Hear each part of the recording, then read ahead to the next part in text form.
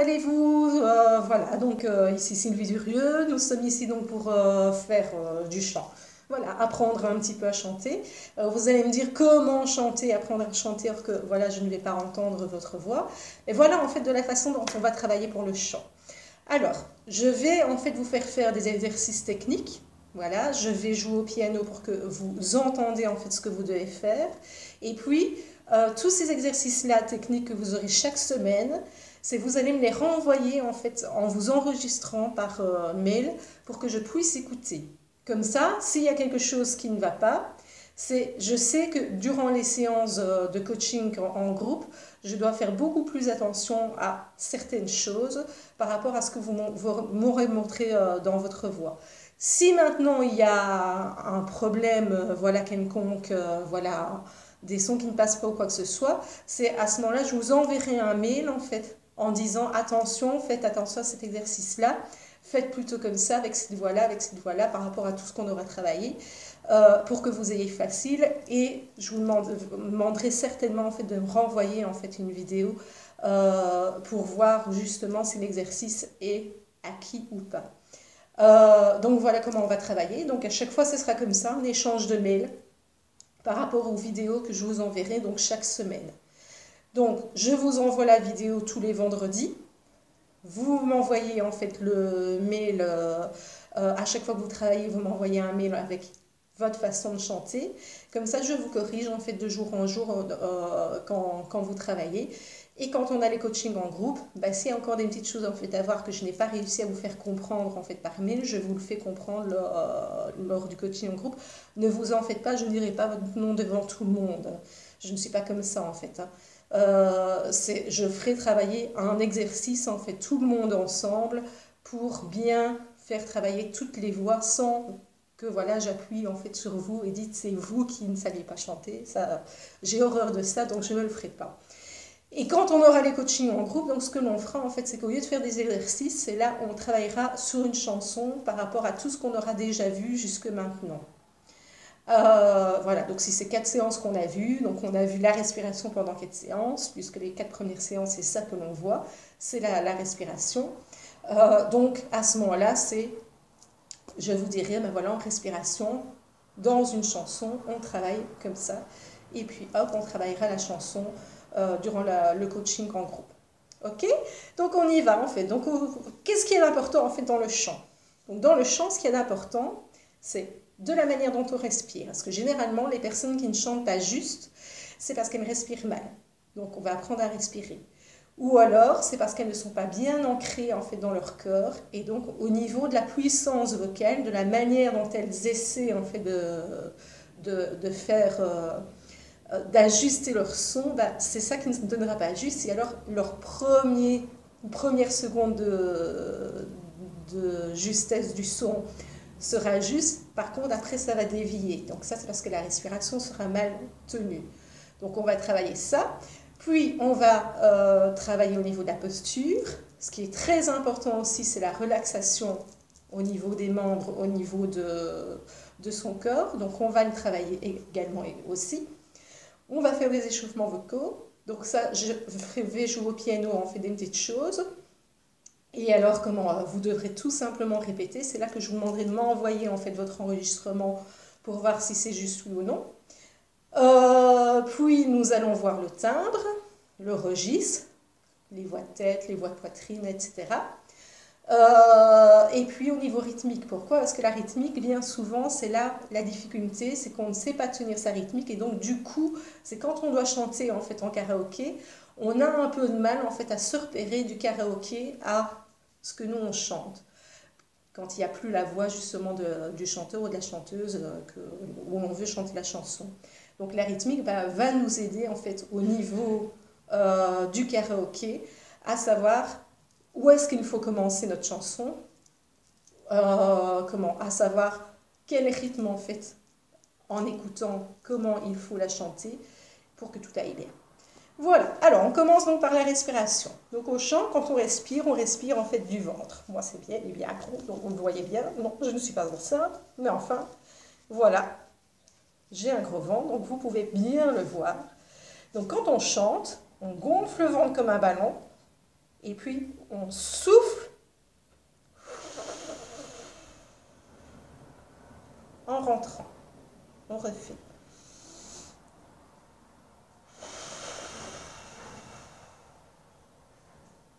Une dernière fois.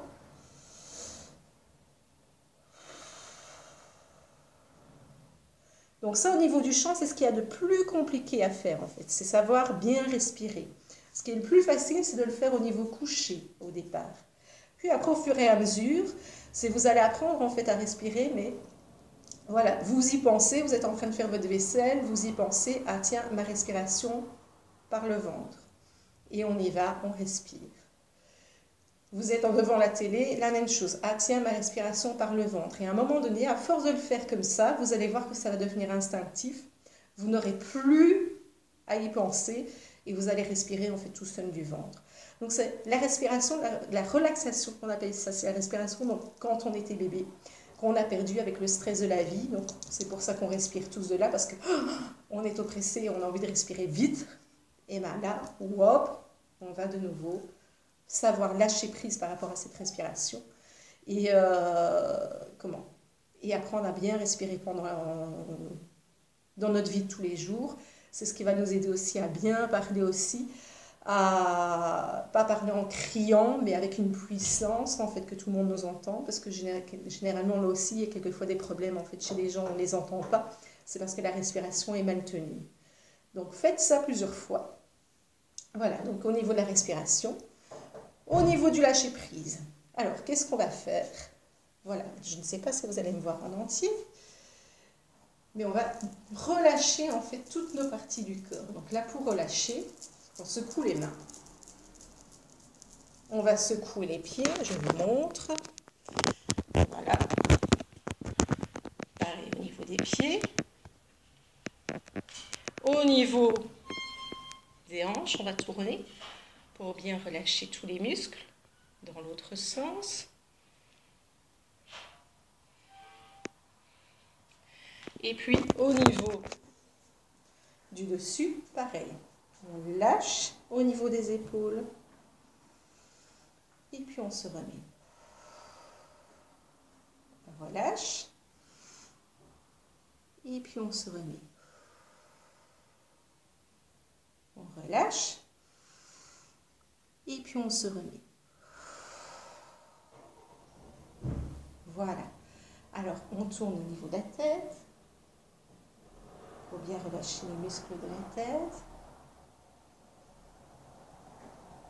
Puis dans l'autre sens.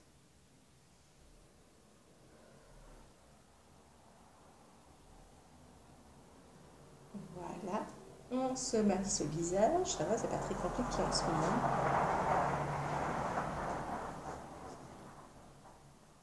Et puis pour relâcher les cordes vocales, on va bien masser ici le larynx. Pourquoi? Parce que quand on chante, c'est très important aussi que le larynx soit bien relâché. Pourquoi? Parce que plus il sera relâché et moins vous vous ferez mal aussi au niveau des cordes vocales. Alors là, si vous voyez, on a deux petites glandes. On les titille un peu. Et quand elles sont bien relâchées, donc vous n'y arriverez peut-être pas tout de suite, mais dans les mois à venir, c'est à force qu'elles vont, vous allez masser, vous allez respirer. Voilà. Pour le moment, si vous n'arrivez pas en titillant ces deux petites glandes à vous faire bâiller, bâiller tout seul. Pourquoi? Parce que c'est de cette manière-là qu'il va falloir chanter en ayant le larynx bien ouvert. Et en ayant le larynx bien ouvert, c'est quand on bâille en fait qu'on l'ouvre. Donc ce sera de cette manière-là qu'il faudra chanter. Ok, alors on y va avec les premiers exercices.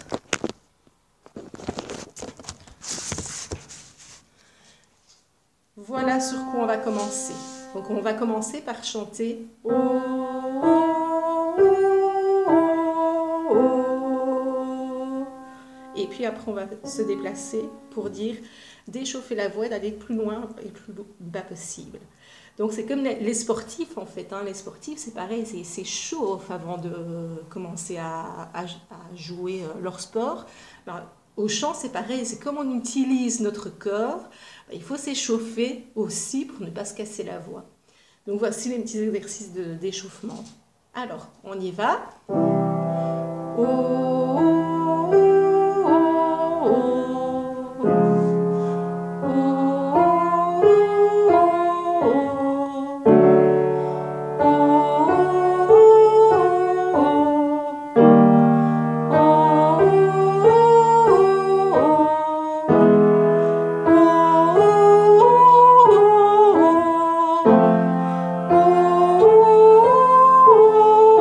On change, on est en voix de tête maintenant si vous n'y arrivez pas. Donc la voix de tête, c'est la petite voix. Ça va?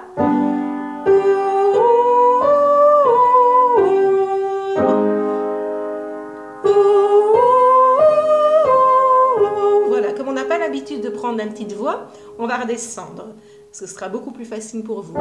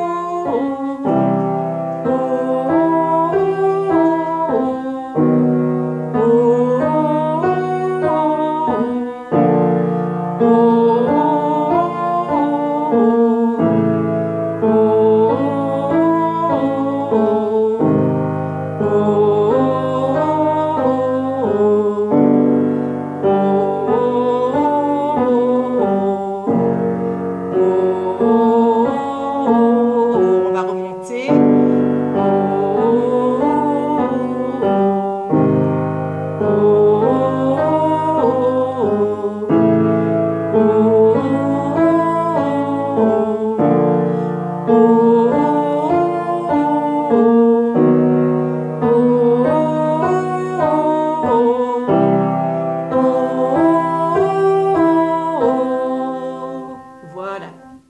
Alors, la voix de tête, vous allez certainement... Tout le monde me pose la question, donc c'est pour ça que je vais y répondre maintenant tout de suite.